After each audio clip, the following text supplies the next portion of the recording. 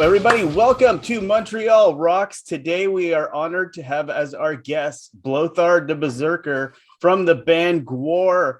Blothar, welcome to Montreal Rocks. Hey, great to be here. Great to have you. It's not very often I get to interview somebody from another planet, so this is pretty exciting. Yeah. Are you in Montreal? I am in Montreal, yes. I love Montreal. It is. I know. I know in your bio it says you love moose hunting, so Montreal is a perfect place for you. Yeah. I know it says like you smoked meat. Yes, but it says you prefer moon moose. Is there a big difference between moon moose and the Canadian moose? Well, no. I mean, Canadian. I believe the plural is meese. Meese? Canadian meese are nice. Canadian. I'll tell you who's not nice. Canadian. What do you call them? The geese. Yeah, those are not nice animals right there. They are assholes, yes. Yeah, they really are. It's like all of the aggression of Canada is stored in these geese. And the whole rest of the country is just perfectly mannerable. Yeah. Meanwhile, these things are monsters, terrible ambassadors for your nation. They are. So when I found out we were going to have you on, we reached out to some of our readers and listeners and asked if they had questions for you. And questions they would want to ask. And one of the main ones we got, a lot of people are asking, you guys were sent here for world domination to enslave humanity. Is there any plans to take over and overthrow current world leaders? And there seems to be like an appetite for that to get done sooner than later. Yes, of course. People want to change all over the world. Well, I mean, we always take on world leaders on our stage. The problem is that they're hard to kill. I mean, we probably killed Donald Trump, I don't know, 100 times during our last few touring cycles. And, the guy just keeps showing back up. I don't know if we've killed Trudeau yet, but maybe we have. I don't know. We killed the PM of Australia. And this time, with this tour we're getting ready to do is a wrestling show. So it's going to be, this is not the touring for New Dark Ages. That's coming up after the record release. But this one, before the record releases, we're just doing a wrestling show. And I think you're going to see some world leaders in that show team up. Maybe Putin will make an appearance. Oh, Russian bear. Nice. Very cool. Another question we got a lot of is the ooze that you shoot out onto the crowd, is that edible? It seems to be a common kind of, people are afraid maybe to eat it. They want to know, is it edible and will it give them superpowers?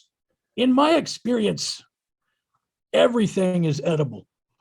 That's just in my experience. Okay. But, so of course, yeah, I mean, you can eat it in the sense that you can put it in your mouth and swallow it. I don't know what the hell it's going to do to you, but you can do it.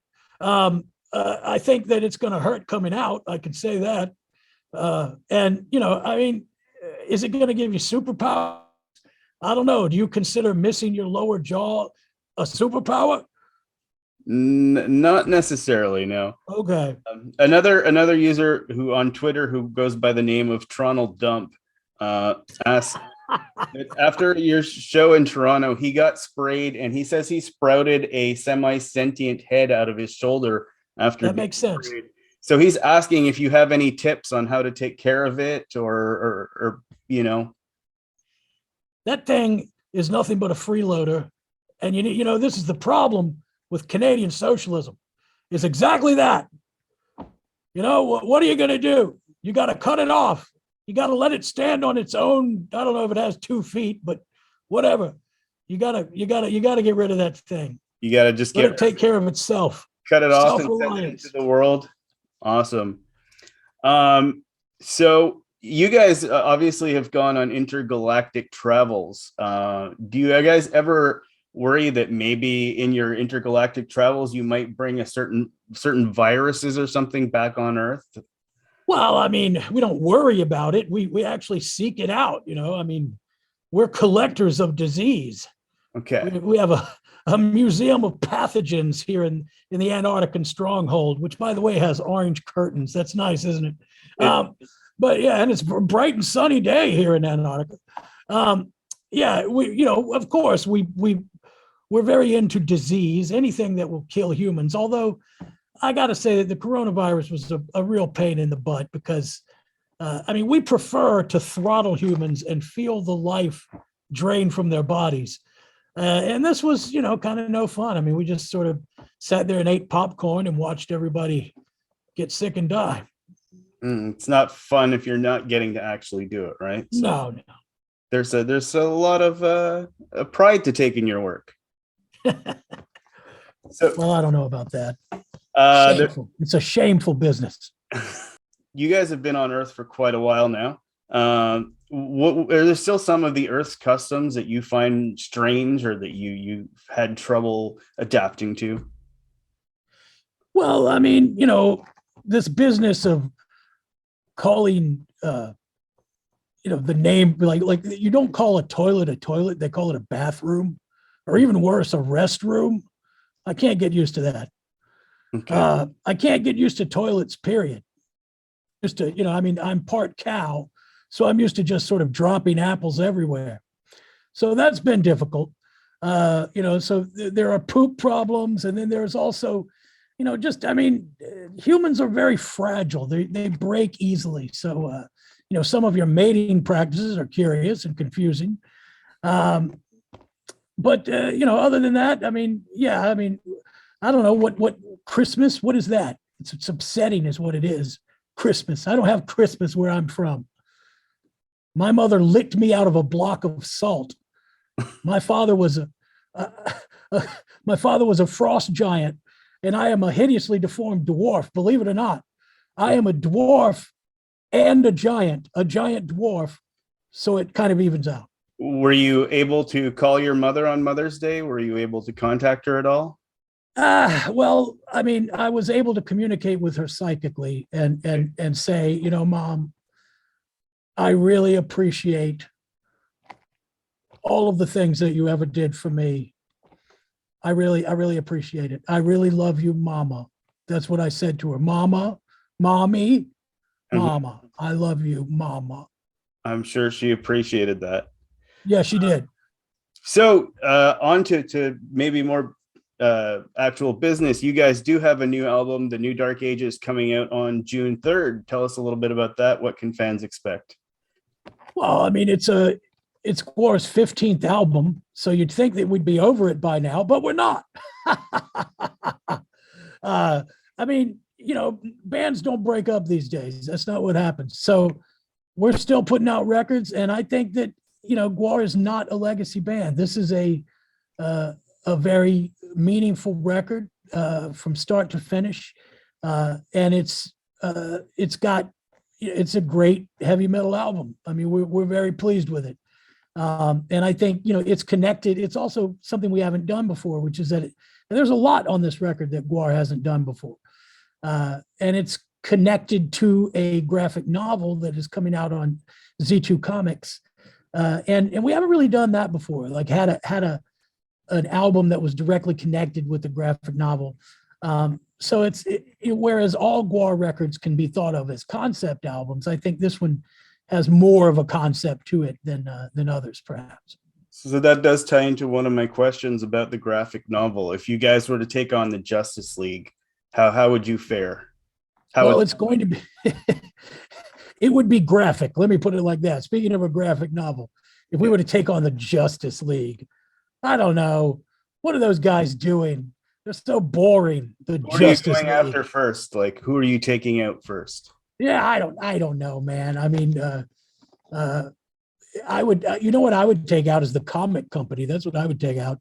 just kill them at the source. Just burn it to the ground. Awesome. Of course, Gwar. The Justice League is fake. That's not real. Gwar is real. Yes, of course. Speaking of which, you talk about Gwar not being a legacy act, but you guys have had quite a few members over the years. It's kind of like a fluid in and out. But what is the recruitment process for a band like Gwar? Like, do you have to travel to other planets? What's the HR department at Gwar like?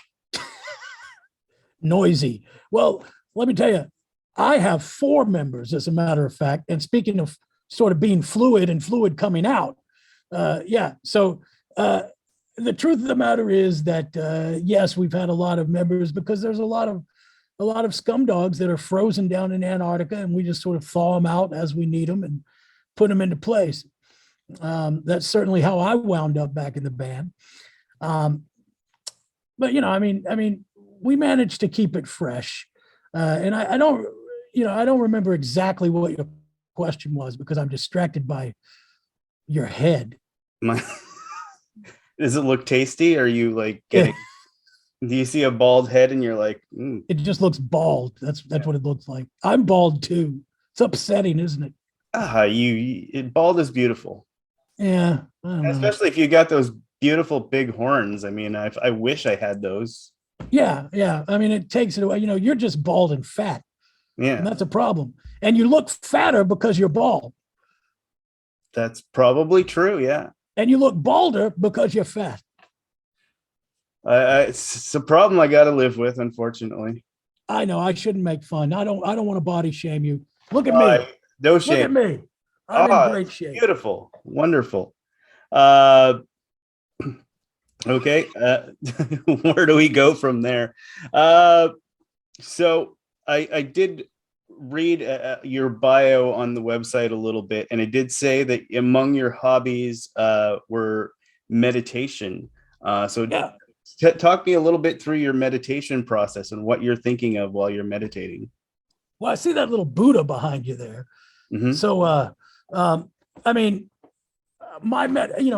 Blothar is, I like to speak about myself in the third person like Kanye.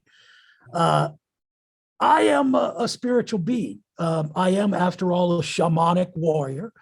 And so meditation is simply part of my ritual, part of my routine. I sit there and think about, one thing like a flame, and I just let it consume me. I become one with my lust for violence and rage. I let go of all desire and replace it with absolute pure hatred and aggression.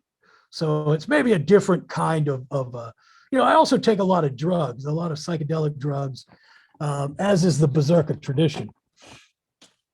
Those nostrils must help too if you're trying to They like, do. They help me smell things. yeah, if you're trying to sniff drugs or whatever it is you want to do. I mean, you can really Yeah. get in there.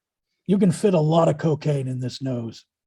All right. And the last thing that was noted on your bio as in your hobbies is reading the future in the entrails of your victims. That's right. Yeah, yeah. What have your the entrails been telling you lately? Like, what are you predicting for the future? Well, I mean, the human race is on its way out. We know that. So it's Uh, actually it's been a while since I consulted the guts, as I call it. But it's not hard to see that humans are racing for the finish line as fast as they can, and probably they'll get there sooner than later. But right now, I mean, what more could you want? You've got pestilence. You've got uh, a third world war that looks like it's on the way. I mean, what a great time to be alive. Especially if you're into world domination. I mean, it's almost like you're just going to get to sit there and take it over once it's all done. Like, Well, I mean, that's sort of the theme of this record is Gwar watching the dawn of a new dark age when humans really start looking backwards. And it's not like any of this is new. All of their conspiracy theories and distrust of science and one another. All of these things are old issues that have been around for a long time. And really the theme of the record is Gwar just sort of kicking our feet up and watching the whole thing go down the toilet. sounds like a good time. Might as well have a good time while it's happening. Yeah. And you guys have a couple of other different products that have been coming out. I noticed you have a CBD products and a couple of weed related products coming out. Yeah, yeah. Which is how did that happen? What kind of did you have a special name for your strain? Well, I think right now we have a strain that's called the Bud of Gods. And we'll probably have something like, I don't know, the new Dank Ages or something like that that'll come out with this record. I mean, we like to get high. We like for our fans to experience the confusing rush of being stoned. And so we sold them CBD, which doesn't work because that's part of Gwar. I mean, it works for some things, but I mean, actually, if you eat enough of these gummies, they will make you very hungry and confused. I have noticed that. I'm hungry and confused right now. So, I mean, how it came about, Gwar's wanted a strain for a long time. We're trying to actually get a strain going of our own weed, and we'll do it eventually. Excellent. Well, thank you very much for your time, Blothar. It's very much appreciated. You taking out obviously a busy schedule of, I'm sure, hunting and pillaging to talk to us. And we hope to see you up in the north at some point soon. We have great moose hunting. It also says you like ice fishing. So I do. Yeah. I like ice fishing. So, I like any kind of fishing. So ice fishing is particularly horrible. Yeah, come on down up north. We've got tons of horrible conditions. I know you're used to Antarctic conditions, so it's probably not as bad. It's pretty much summer for you, but we got lots of moose to hunt. Lots of moose. And so we look forward to seeing you soon, and thank you for taking the time. We'll see you.